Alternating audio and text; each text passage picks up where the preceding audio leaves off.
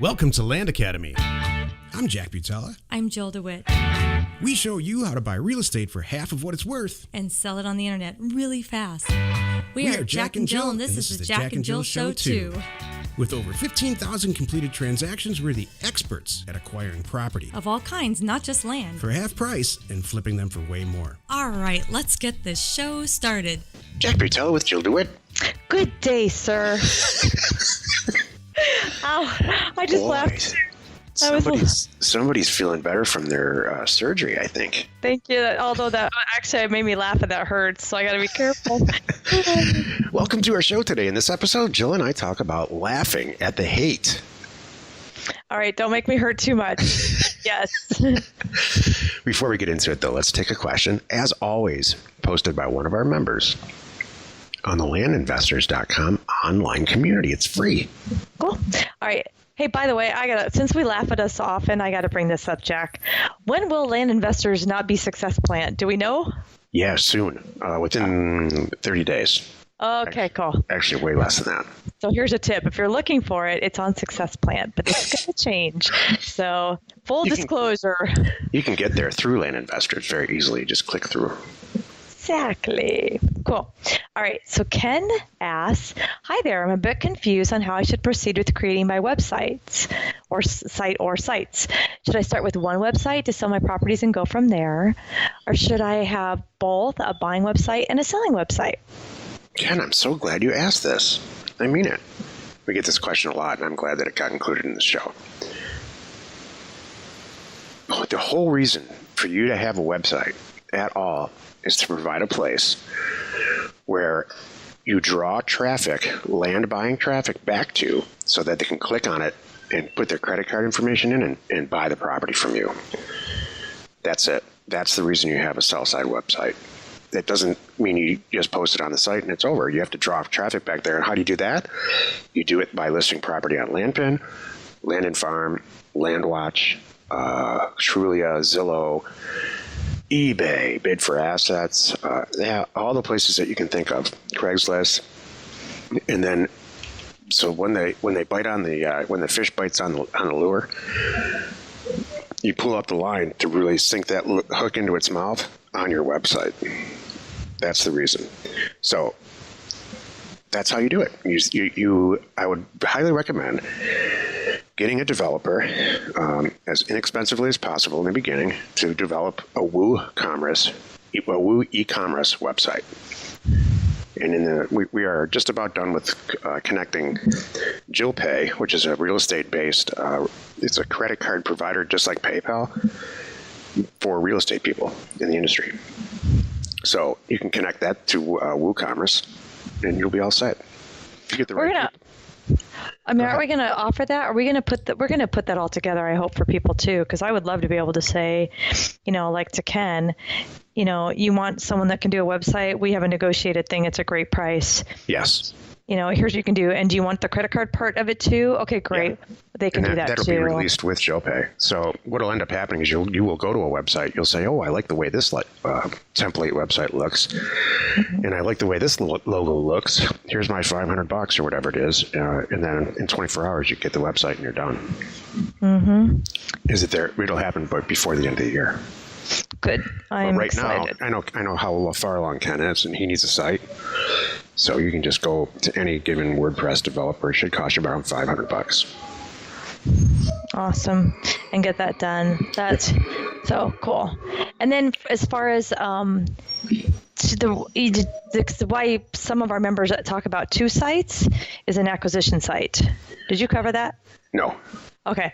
So I think that's what Ken's asking, because what we used to do, and when we still have one out there because of old mailers that are still coming back for years later, but we still maintain an acquisition site. But nowadays, and that was the whole thing. For a while, we were all thinking, keep an acquisition site so those people don't see what we're marking up the property for, right? You know what? And then we've all come to realize they don't really care. No. So, you may or may not want to do that. You don't really need to do that. And you think two sites? Mm-hmm. It's so funny. I still like the one. I'm like the one site thing. So, because they will find you. I think the acquisition site should be more about who you are, because when people receive an offer on their property, the first thing they do is go to Google and check you out, and you want to have a good, strong internet presence. True. Maybe with a picture of your wife and your dog and the kids and stuff. It says, hey, we're just real people. Look at a picture. We're just real people. We buy and sell property on the side. Mm-hmm. It's going to get them signing that offer and picking up the phone. So that's harder to do on a sell side site, Joe. And I think the way the internet is, and it's so cheap, that I just think that kind of site you can get done for $200. True. And then you want to have a form in there, a contact form that says, yes, I do want to sell your property. I do want to sell you my property, and here's the APN, and here's the whole thing. Mm-hmm. Exactly. So I think so. I mean, I know we go back and forth on this. Like, yes, you should have 2 sites. No, you shouldn't. But well, they're going to find you anyway. The right person, they're going to, like, the right seller, they'll track you down so much that they'll track me down and know that you're related, you're in my world kind of thing. Land Academy scenario. Yeah, I agree. That comes up now like once a month. Right. It's really is this funny. guy for real? They reach out to us. Is this guy for real or not? Totally. I had one that a guy said, I hope it's okay. She wanted to know if I was legit, and I told her about you guys, and I said, yeah, that's fine. It was all good. So it was really funny. So yeah, no worries. So all good. Because you need that credibility. It's all about credibility. Right. That's use our credibility. You're welcome to use our credibility. We have lots. Mm-hmm. There you go. If you have a question or you want to be on the show, reach out to either one of us on LandInvestors.com. Today's topic, laughing at the hate. This is the meat of the show. When you send out thousands of letters a month, offers a month, to buy people's real estate or their cars or their houses, and they're undervalued a lot, you're going to get some angry people. This show is about what to do about that and how to minimize it. Some people it really bothers. Some people just laugh at it like me. Mm-hmm. What do you do, Jill, to minimize the hate? Both. I mean, both. I take it with a grain of salt. I get it, and I always. Well, this is years ago. So, now I have, and we'll get to that. I know in a minute, a way to solve this problem, but. Back in the day, when I'm just answering all the phone calls as they come in, out of it, 10 yes or whatever, there's going to be a few, you must be crazy, and some might be really mad, that number one, they don't know how you got their information and they're mad about that. Number two, they don't like the offer. Number three, how dare you, it's just kind of funny. So I would just, listen to them, let them vent a little bit. And, maybe apologize if it's appropriate. And if you could even make a joke out of it, like, oh, I guess I forgot a zero if that was their issue, kind of thing. And then send them on their merry way. Don't waste your time, don't waste their time, get it over with. But what's interesting is a few of them, they might come around. They might be calling you because even though they're hopping up and down mad at your offer, they do really want to sell. It's just not the number they want. So you might uncover something in there that works. And then maybe too sometimes that they don't know that much about their property. We all think our asset is priceless, but when you send them a map or two and they go, oh, really? That's what it looks like? Oh, you know what I mean? Yeah. Seriously? They might go, oh, okay, I guess you aren't really far off from it. Yeah, no, how many offers have you had? And they probably go, none. So, okay, next. and there you go. So, yeah. But here's the ultimate way to laugh at the hate that you generate by sending offers to owners. Have someone else answer your phone. There's no hate at all. Yep, that's where I was going. Oh, good. Okay, I'm sorry. It's steal your thunder. No, it's all good. That's the easiest way to solve it, and we're going to do that for people here ourselves with Jill Live. But a lot of our members solved it themselves a while back before we even thought about doing Jill Live with those companies, outsourcing a third party to answer your phones for you, right. And they'll take the hate out for you. They're used to it, and it's okay. Right. So. Yeah, there's lots of places you can go on the internet to outsource answering the phone. What's nice about that too is if you have a job, most people do have a regular job. what gets back to you is all the stuff that's meaningful. So they, for a very small price a month, I think it's like $150 or $200 a month, somebody just removes all the hate. So you get a nifty little email at the end, right, Joe, that says, John Smith wants to sell you his property. Give him a call. Mm-hmm. Yeah, that's what's coming with Joe Live. You can have this. You can have your call. I have a templated script. If anyone wants to start with that, and then just tweak it as you go. That's what most people, I think, are going to do. And then you can have the data delivered to you however you want. Do you want them to forward calls? Do you want them to text you? Do you want them to email you? I have them email me on a daily or weekly basis of all the calls that they take, and it has all the information. Is the seller, the property, did they like my offer, how quick they want to sell, all that good stuff. So they weed it all out, and it's really, really a great thing. And then I can call back. You can even have them set appointments for you. Say someone is serious, they accepted your offer. You could have it all set up that all your Saturdays are calling these people back, and they can set up appointments for you to call them back. And it's awesome. That is the best way. Right. To do this. I mean, because you should be a deal maker. You should be answering your phone like a receptionist. If you're in this, and that's the thing, that people in our world, we're serious about doing this. This is not a hobby, and we want to do a lot of volume. So you got to weed out the silly stuff. That's right. So well said. Thank you. That being said, it's really fun to when people just blow their tops because they got $1,000 offer and they think their property's worth $10 million. Isn't that hilarious? Sometimes it is. Sometimes I've made mistakes in mailers before early on. Just wait, they're right. And they still sell the property to you. Mm-hmm. Exactly. If you're not generating hate, you're not doing this right.